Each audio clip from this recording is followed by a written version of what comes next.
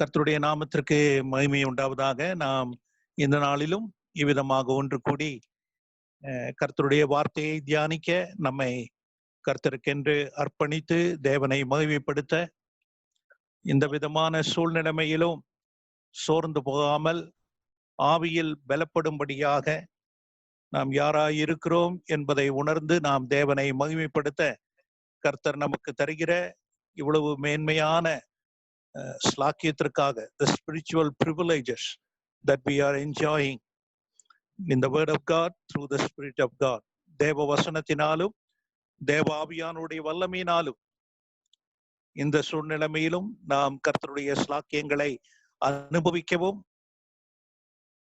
தேவனை மகிமைப்படுத்தவும் கர்த்தர் நமக்கு கிருபை செய்கிறார். அதற்காக தேவனை துதிப்போமாக. அப்போஸ்தலனாகிய பவுல் கொலோசையருக்கு எழுதின நிருபத்திலே குறிப்பிடுகிற ஒரு சில சத்தியங்களை நாம் இந்த மாலையில் தியானிப்போம். Let us discuss from Colossians what Apostle Paul writes unto them, some truth that we need to apply in our life. Also we must be reminded of that.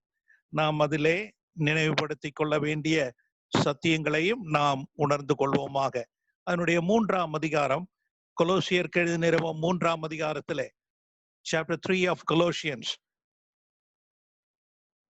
Paul writes in first verse, 1வது வசனத்திலே, கொலோசியர் 3ஆம் அதிகாரம் 1வது வசனத்திலே, மேலானவைகளை தேடுங்கள் என்று சொல்லுகிறார். மேலானவைகளை, கிறிஸ்து தேவனுடைய வலது பாரிசத்தில் வீற்றிருக்கும் இடத்தில் உள்ள மேலானவைகளை தேடுங்கள். Seek those things which are above, where Christ sitteth.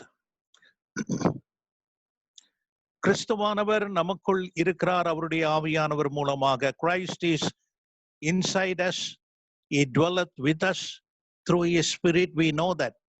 But right now our Lord Jesus Christ is seated where? ஆனால் இப்பொழுது நம்முடைய ஆண்டவராகிய இயேசு கிறிஸ்துவானவர் எங்கே வீற்றிருக்கிறார் என்பதையும் நாம் அறிந்திருக்க வேண்டிய சத்தியமாயிருக்கிறது. Where Christ seated, கிறிஸ்துவானவர் எங்கு வீற்றிருக்கிறார்? அங்கே நாம் வாசிக்கிற வேளையில் தேவனுடைய வலது பாரிசத்தில். So there is a purpose for that. அதற்கு ஒரு காரணம் உண்டு, அதற்கு ஒரு நோக்கம் உண்டு. அந்த நோக்கத்திற்காக தான் கிறிஸ்துவானவர் அங்கே வீற்றிருக்கிறார். கிறிஸ்துவானவருடைய ஆவியானவர் மூலமாக நம் மத்தியில் இருந்தாலும், நமக்குள் வாசம் பண்ணினாலும், கிறிஸ்துவானவர் தேவனுடைய வலது பாரிசத்தில் இருக்கிறார் என்ற சிந்தை நம்ம எப்பொழுதும் ஆட்கொள்ள வேண்டும். சோ அதை நாம் தேடுங்கள் என்று அங்கே கர்த்தர் சொல்லுகிறார். தேடுங்கள், சீக் என்கிற ஒரு காரியத்தை குறிப்பாக கவனிக்க வேண்டும். தேவாவியானவர் சொல்லுகிறார். தேடுங்கள் என்கிற அந்த வார்த்தை.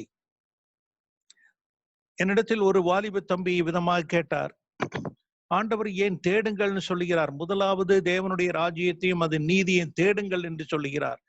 நாம தேடிதான் அதை இது பண்ணணுமா? should we seek for that? அவரே இலவசமாக தெரிகிறாரே என்ற நிலைமையிலே ஒரு வாலிப தம்பி என்னிடத்தில் கேட்டார். அவர் இலவசமாய் தருவது அவருடைய ரட்சிப்பு, அவருடைய கிஃப்ட், ஈவாகிய கிருபையினால ரட்சிப்பை அவர் இலவசமாய் தருகிறார். What our Lord gives freely unto us is the salvation. It's a gift because the grace is a gift. கிருபையானது தேவனுடைய ஈவா இருக்கிறது போல அவருடைய ரட்சிப்பு அது ஈவாக தருகிறார். அந்த ரட்சிப்பை ஈவாக பெற்ற நாம் சில காரியங்களை தேட வேண்டியவர்களாக இருக்கிறோம். Christian life is not an easy life. கிறிஸ்தவ வாழ்க்கை என்பது சுக சௌரியம் உள்ள, இப்படி ரட்சிக்கப்பட்டோம் இனிமே ஒன்றும் நாம செய்ய வேண்டாம் என்கிற வாழ்க்கை அல்ல. காரணம், நாம் மேலானவர்களாக மாறின பிறகு, once we become the person who belongs to the above things, still we are not dwelling in above.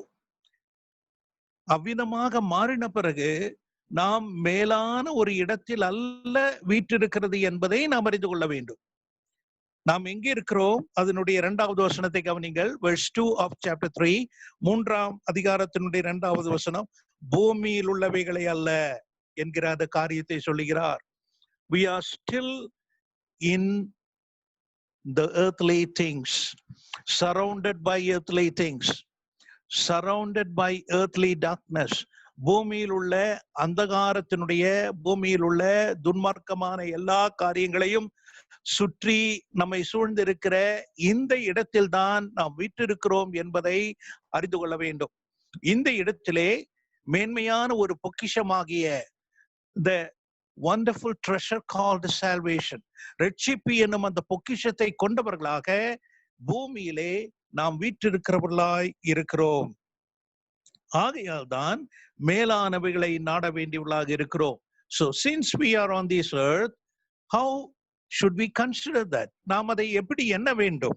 3ஆம் வசனத்திலே, நீங்கள் மரித்தீர்கள், you are dead. அந்த எண்ணத்திலே தான் இந்த பூமியில் நாம் வாழ வேண்டியவர்களாக இருக்கும். பூமிக்குரிய காரியங்களில் பூமியிலே நாம் மரித்தவர்களாய் இருக்கிறோம் என்கிற சிந்தனை. In spirit we are alive. ஆவியிலே நாம் ஜீவன் பெற்றவர்களாக இந்த பூமியிலே, இந்த பூமிக்கடுத்த காரியங்களிலே நாம் மரித்தவர்களாய் இருக்கிறோம் என்பதே.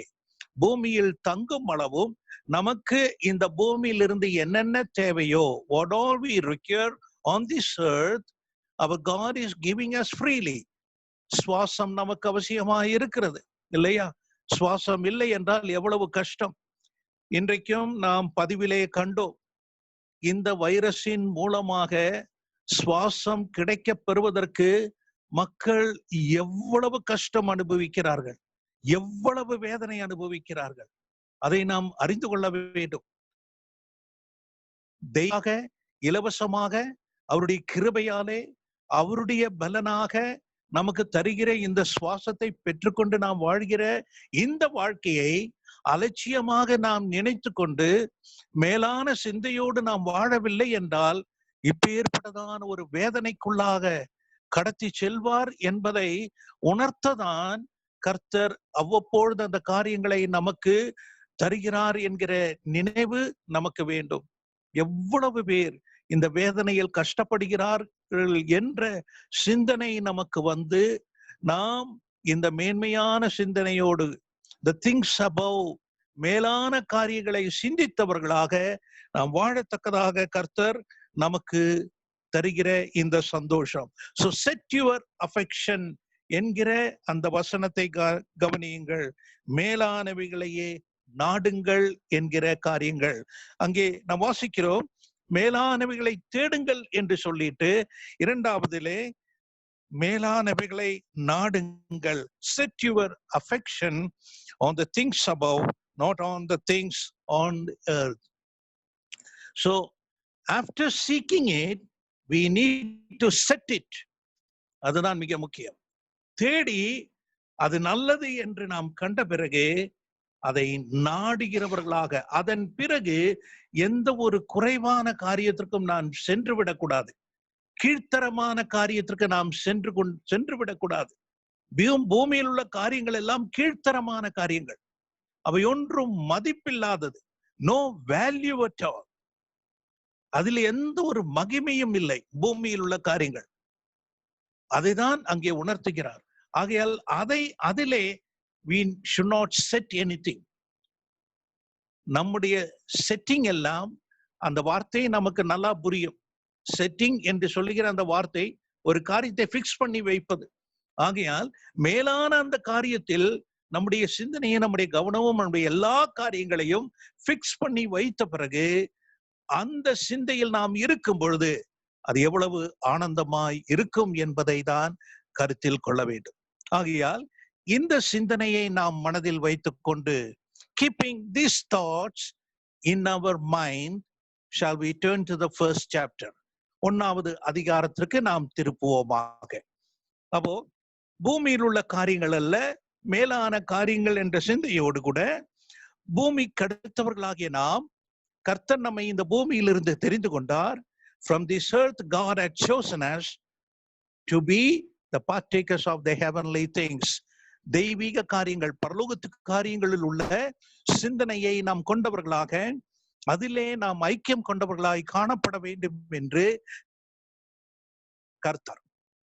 அப்போ அவர் தெரிந்து கொண்ட விதம், அவர் எந்த நிலைமையில் நம்மை உருவாக்கி நம்மை அவருக்கு சொந்தமானவராக கொண்டார் என்பதை தான் 1ஆம் அதிகாரத்தில் தேவ ஆவியானவர் குறிப்பிடுகிற ஒரு காரியத்தை உங்கள் முன்பாக வைக்க விரும்புகிறேன். I want to keep few things from the chapter 1 of Colossians for our edification. நம்முடைய பக்தி விருத்திக்கு ஏதுவாக சில காரியங்களை, நம்முடைய ஆவிக்குரிய ஸ்லாக்கியங்கள், spiritual privileges, how do we enjoy, எவ்விதமாக அனுபவிக்கிறவர்களா இருக்கிறோம் என்பதை 1ஆம் அதிகாரத்திலிருந்து சிந்திக்க நான் ஆசைப்படுகிறேன். அந்த 1ஆம் அதிகாரத்தில் 9 முதல் 14 வரை உள்ள வசனங்கள், from verses 9 through 14, 9 முதல் 14 வரை உள்ள வசனங்களை நல்லா கவனியுங்கள். Just listen to me carefully. When I say from 9 to 14, 9 முதல் 14 வரை உள்ள வசனங்கள் நான் சொல்லுகிற வேளையில், we are not going to consider from verses 9. 9ஆம் வசனத்தில் இருந்து நாம் பார்க்க போவது கிடையாது. இப்ப கீழே இருந்து மேலே ஏறணும்னா, when you want to go up, you have to take the first step which is at the bottom. கீழே இருக்கிற முதல் படியில நாம காலை வச்சு ஒவ்வொருவராக மேலே ஏறுவோம் இல்லையா? ஒரு ஏணி மேலே ஏற அனுபவத்தை கொஞ்சம் சிந்திச்சு பாருங்க. How we are climbing on the ladder. அந்த ஏணி மேலே ஏறும்போது கீழே இருக்கிற முதல் படியில காலை வச்சுட்டு பிறகு 2வது படியில இப்படிதான் நாம மேலே ஏறி போவோம் இல்லையா? மேலே ஏறி ஏறி ஏறி ஏறி ஏறி அனுபவத்தில் நாம் ஆனந்தம் கொள்கிறோம். அதே போலவே இந்த 9 முதல் 14 வரை உள்ள வசனங்களிலே நம்முடைய ஆவிக்குரிய எல்லா ஸ்லாக்கியத்தையும் எப்படி அனுபவிக்கிறோம் என்பதை, how do we enjoy the spiritual privileges as we go up up up up to the heavenly things, the things above, மேலான காரியங்களை எப்படி அனுபவித்து நாம் அந்த ஸ்லாக்கியத்தை பெறுகிறோம் என்பதை தான் தேவ ஆவியானவர் இந்த வசனங்களில் குறிப்பிடுவதை நாம் சிந்திக்க போகிறோம். So let's consider first the verse 14. முதலாவது 14ஆம் வசனத்திற்கு நாம் வருவோம். 14 நாம் மேலே ஏற போகிறோம். இந்த ஸ்லாக்கியம் from 14 we are going to see up up above above above above all the spiritual privileges. அப்ப முதலாவது ஸ்லாக்கியம் என்ன? 14ஆம் வசனத்தில் சொல்லப்படுகிற முதலாவது ஸ்லாக்கியம் என்ன என்பதை சற்று கவனிகள். 1ஆம் அதிகாரம் Colossians chapter 1, கொலோசியர் 1ஆம் அதிகாரம் அதனுடைய 14ஆம் வசனத்தை கவனியுங்கள். முதலாவது ஸ்லாக்கியம் என்ன? பாவ மன்னிப்பு, the forgiveness of sins. இதுதான் முதலாவது ஸ்லாக்கியம்.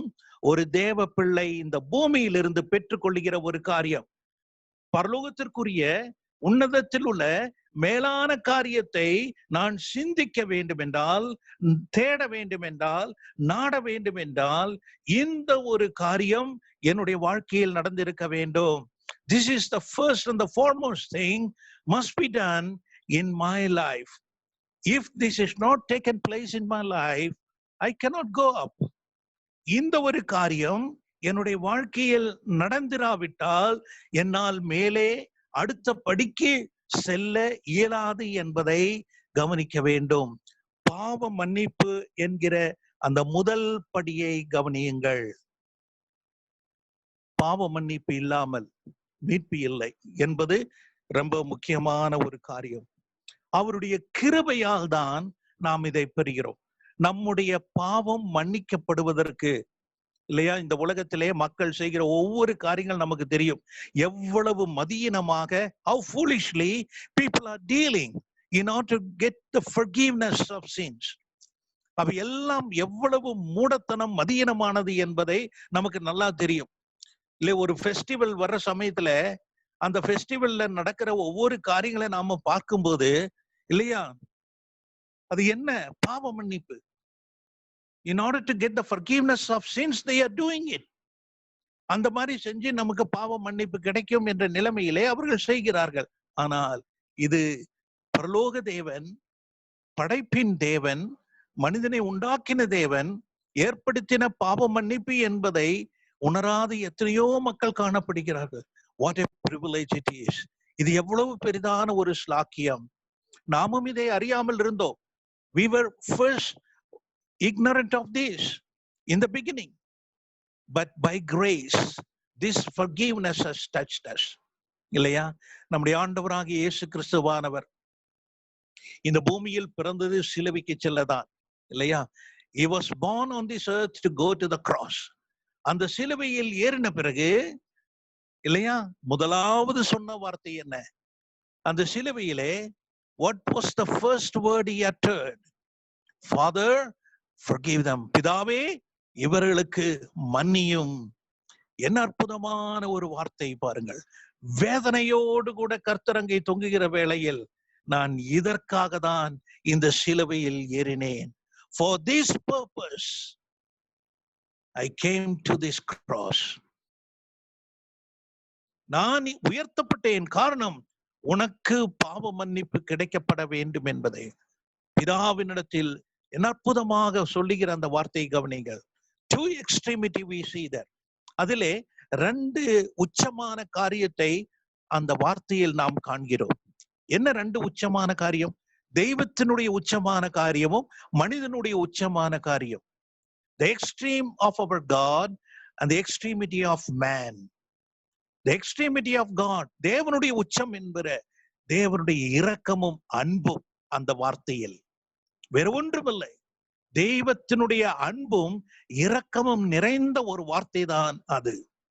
மாறாக மனுஷனை பார்க்கிற வேளையில் man's hatred and rebellious, மனிதனுடைய வெறுப்பும் பகையும் கலகமும் தான் மனிதனுடைய உச்சமாயிருந்தது.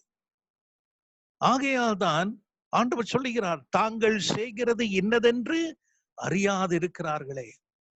இல்லையா? இன்றைக்கும் மக்கள் அறியாமல் எத்தனை பேர் வாழ்ந்து கொண்டிருக்கிறார்கள்.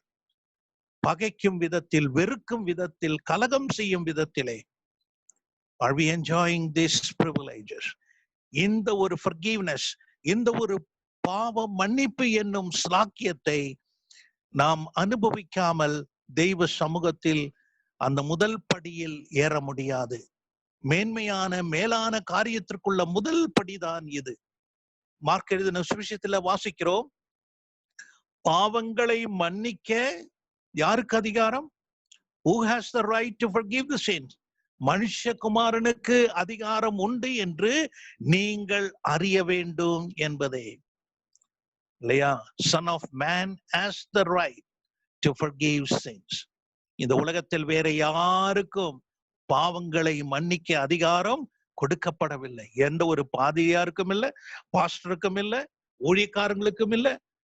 இயேசு கிறிஸ்து ஒருவரே அந்த பாவ மன்னிப்பை கொடுக்கும் அதிகாரம் பெற்றவராய் இருக்கிறார். அவர் மூலமாக நாம் இந்த பாவ மன்னிப்பை பெற்றவர்களாக கர்த்தருக்குள் அந்த ஸ்லாக்கியம். ஆகையால் இந்த பாவ மன்னிப்பை பெற்று இந்த பூமியிலிருந்து மேலான காரியத்திற்காக அந்த முதல் படி எடுத்து வைக்கிறோம். அந்த ஏணியினுடைய முதல் படி, ஆவிக்குரிய ஏணியினுடைய முதல் படி, the spiritual ladder. The first step is the forgiveness of sin which we enjoy. இந்த ஒரு பாவ மன்னிப்பை நாம் முதலாவது அனுபவிக்கிறவர்களாய் இருக்கிறோம். இரண்டாவதாக அடுத்த படி பாருங்கள், ஏணியினுடைய அடுத்த படி, இரண்டாவது படியை கவனிங்க. அதே verse 14, 14ஆம் வசனம். ஆகிய மீட்பு நமக்கு உண்டாயிருக்கிறது. The second step is the redemption. மீட்பு, பாவ மன்னிப்பாகிய மீட்பு, அதுதான் the redemption. மீட்பு என்று சொல்லும் பொழுது பழைய ஏற்பாட்டிலே மீட்பு என்கிற காரியத்திற்கு முக்கியமான ஒன்றுதான் பலி, sacrifice. பழைய ஏற்பாட்டிலே நாம் ஏற்கனவே சிந்தித்தோம். பழைய ஏற்பாட்டில் அந்த பலிகள் எல்லாம் கர்த்தராகிய இயேசு கிறிஸ்துவினுடைய அந்த பலியை சுட்டி காண்பிக்கக்கூடிய நிழல்களாய் காணப்படுகிறது என்பதை நாம் அறிந்திருக்கிறோம் இல்லையா? ஆபேலினுடைய பலியை தேவன் அங்கீகரித்தார், காயினுடைய பலியை கர்த்தர் அங்கீகரிக்கவில்லை. காரணம் என்ன? நமக்கு நன்றாக தெரியும். காயினுடைய பலியில் இரத்தம் சிந்துதல் காணப்படவில்லை, ஆபேலினுடைய பலியிலோ இரத்தம் சிந்துதல் காணப்பட்டது. ஏன் தேவன் அங்கீகரிக்கவில்லை? இரத்தம் சிந்துதல் இல்லாமல் பாவ மன்னிப்பு இல்லை என்று வேதத்தில் வாசிக்கிறோம். ஆகையால் அந்த காயினுடைய பலியில் தேவன் பிரியப்படவில்லை, தேவன் விரும்பவில்லை. காரணம் என்ன? அதில் எந்த ஒரு இரத்தமும் சிந்தப்படாத காரியம். ஆகையால் அந்த இரத்தம் சிந்தப்படாமல் பாவ மன்னிப்பு அவன் கிடைக்கப்பெற இயலாது என்பதை சுட்டி காண்பிக்கதான் ஆண்டவர் அந்த காரியத்தை சொல்லுகிறார். ஆகையால் பழைய ஏற்பாட்டிலுள்ள அந்த பலி எல்லாம் என்று பார்க்கும் பொழுது ஆண்டவராகிய இயேசு கிறிஸ்துவானவருடைய இரத்தம் சிந்துதலின் மூலமாக கல்வாரிக்கு சென்றது. அவருடைய பரிசுத்தமான இரத்தத்தை சிந்த கொடுத்து நமக்கு பாவ மன்னிப்பாகிய மீட்பு. பாவ மன்னிப்பினுடைய அடுத்தபடிதான் மீட்பு என்கிற ஒரு காரியம். எதற்காக உன் பாவத்தை மன்னித்தேன்? உன்னை மீட்டெடுக்க, உன்னை என் சொந்தமாக்கிக் கொள்ள. அதுதான் மீட்பு என்கிற ஒரு காரியம். ஆண்டவராகிய இயேசு கிறிஸ்துவானவர் தம்முடைய சீஷர்களுக்கு காண்பிக்கிறாரே, இது என்னுடைய இரத்தம், உங்களுக்காக சிந்தப்பட்ட புது உடன்படிக்கையின் இரத்தமாய் இருக்கிறது. This is my blood of the New Testament, which is shed for many remission of sin. மத்தேயு 20ஆம் வசனத்தை கவனிங்கள். அதிலே தான் அது சொல்லப்படுகிற Matthew 26 and verse 28.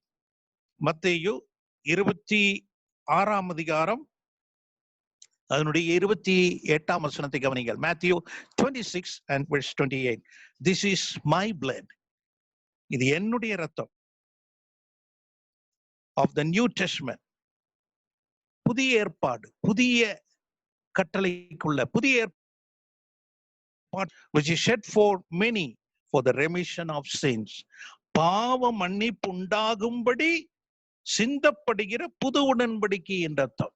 அதுதான் இந்த புது உடன்படிக்கையின் இரத்தம் சிந்தப்பட்டதின் மூலமாக பாவ மன்னிப்பு உண்டாக. ஆகையால் நாம் பஸ்கா ஆட்டுக்குட்டியை குறித்து நாம் சிந்தித்தோம். நம்முடைய பஸ்காவாகிய ஆட்டுக்குட்டி ஆண்டவராகிய இயேசு கிறிஸ்துவானவர் என்று நாம் கொரிந்தியரிலே வாசிக்கிறோம் அல்லவா? நம்முடைய பஸ்காவாகிய கிறிஸ்து நமக்காக பலியிடப்பட்டிருக்கிறாரே.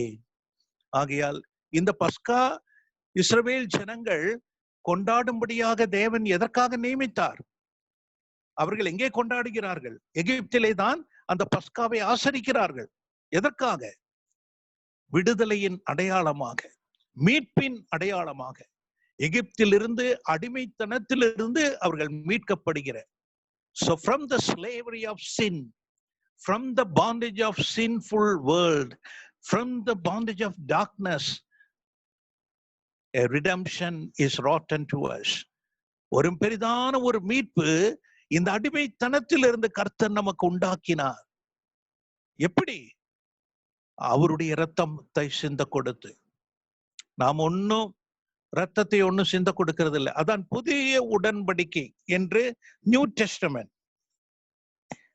புது உடன்படிக்கை என்று. பழைய உடன்படிக்கை என்று சொல்லும் பொழுது அவர்கள் ஒரு மிருகத்தையோ ஒரு பறவையோ கொண்டு வந்து ரத்தம் சிந்த ஏற்பாடு செய்ய வேண்டும்.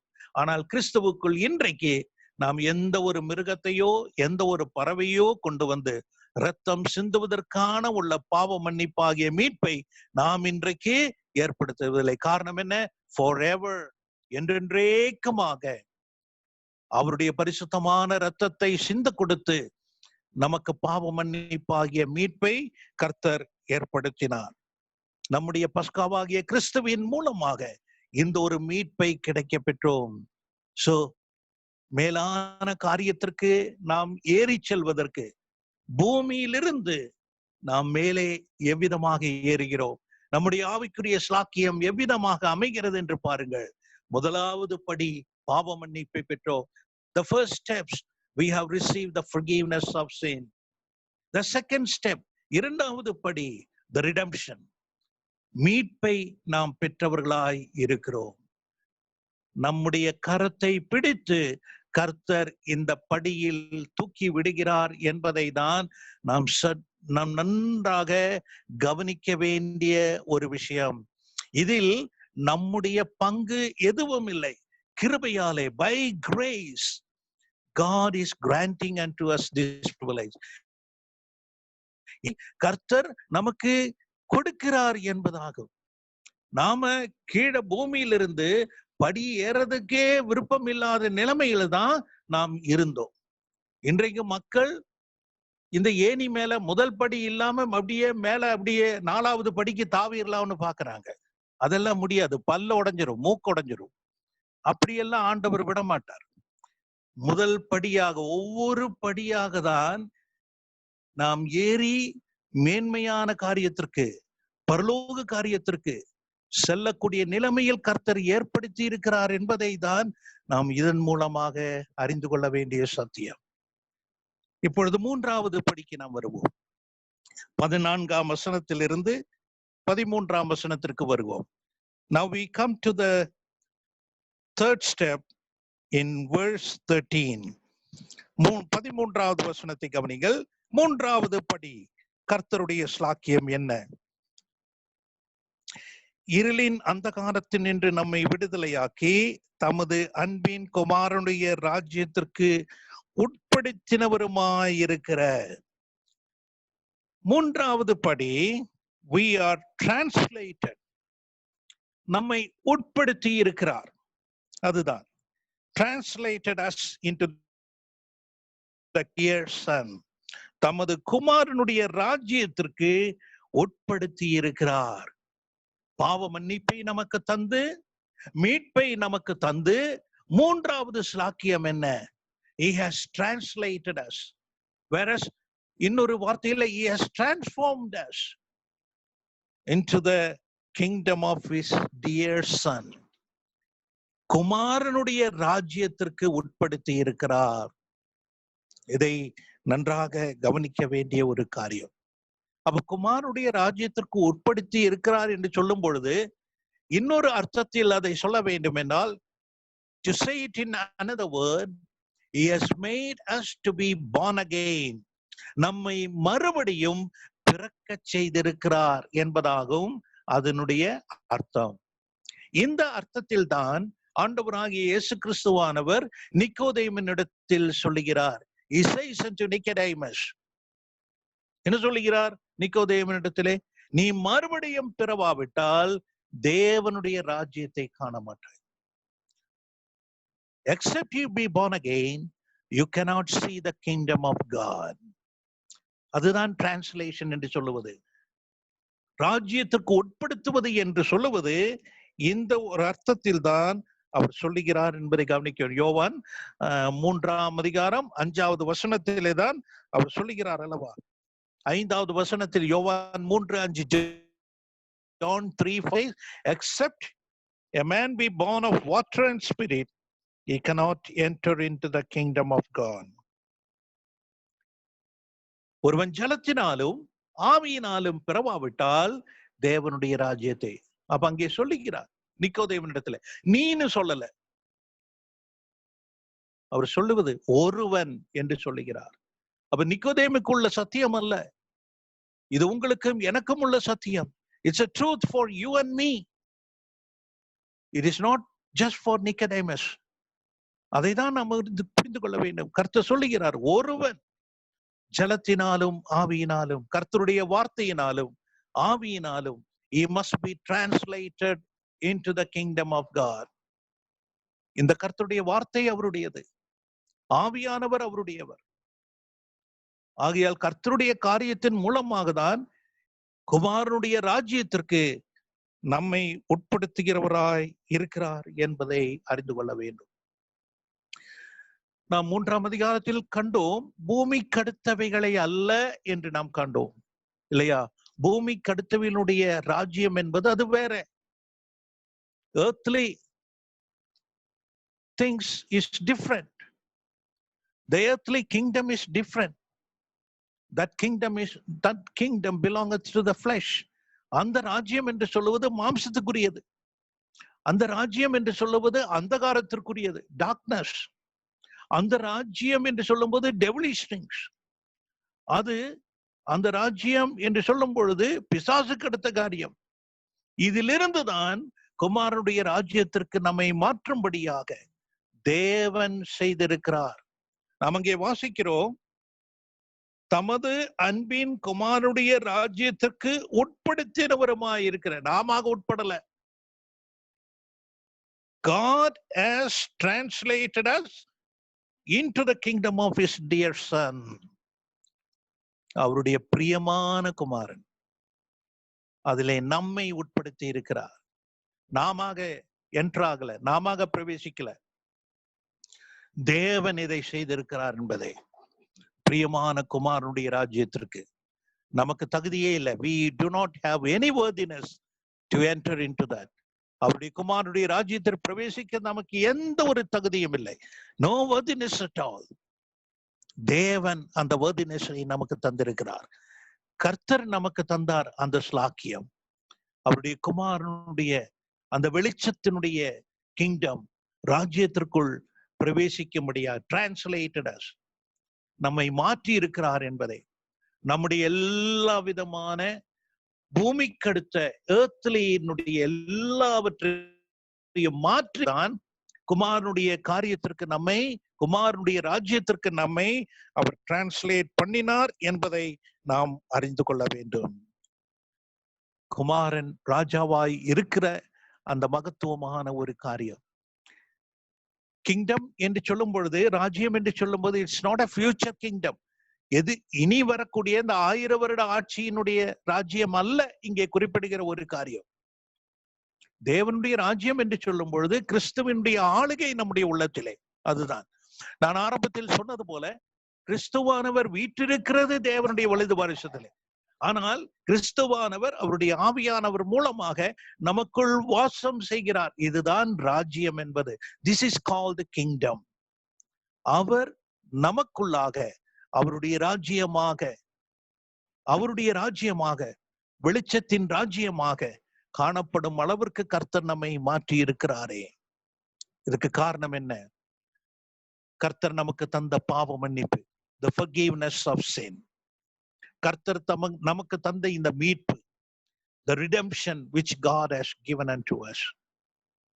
And because of that privilege, we are translated by the Holy God. பரிசுத்தமுள்ள தேவனாலே நாம் உட்படுத்தப்பட்டிருக்கிறோம். நமக்கு உட்பிரவேசிக்க எந்த விதத்திலும் விருப்பம் இல்லாமல் இருக்கிற நம்மை தான் கர்த்தர் அந்த விருப்பத்திற்குள்ளாக கொண்டு வந்து நம்மை மாற்றி இருக்கிறார் என்கிற சிந்தை நம்மை ஆட்கொள்ள வேண்டும். We are translated. நாம் உட்படுத்தப்பட்டிருக்கிறோம். யாருடைய? குமாரனுடைய ராஜ்யத்திற்குள். Why we worship this God? இந்த தேவனை நாம் ஏன் ஆராதிக்கிறோம்? இந்த ராஜ்யத்திற்குள் தேவன் என்னை உட்படுத்தினார். இதற்கு நான் ஒன்றும் செய்யவில்லை. I didn't do anything. Just God's mercy. தேவனுடைய இரக்கம் மட்டும்தான் என் மேல் காண்பிக்கப்பட்டது. காரணம், அவர் என்னை படைத்த தேவன். He has formed me. I am his child. நான் அவருடைய பிள்ளை. நான் அழிவது கர்த்தருக்கு விருப்பமில்லை. நான் நாசம் அடைவது தேவனுக்கு விருப்பமில்லை.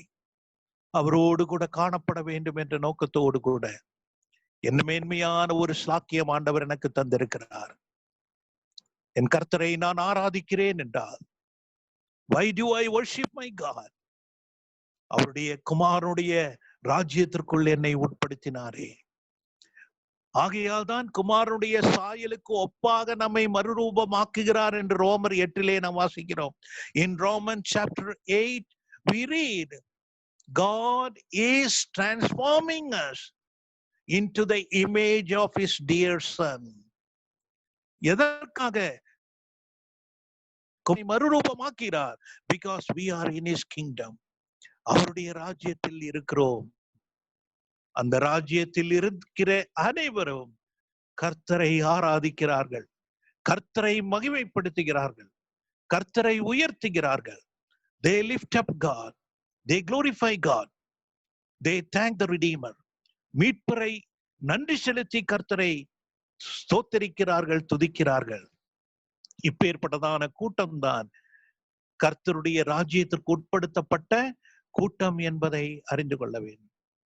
ஆகையால் மூன்றாவது படியாக நாம் கண்ட ஒரு காரியம், தேவன் நம்மை அவருடைய ராஜ்யத்திற்கு உட்படுத்தி இருக்கிறார் என்பதை நாம் 13ஆம் வசனத்திலே நாம் என்ன வாசிக்கிறோம்?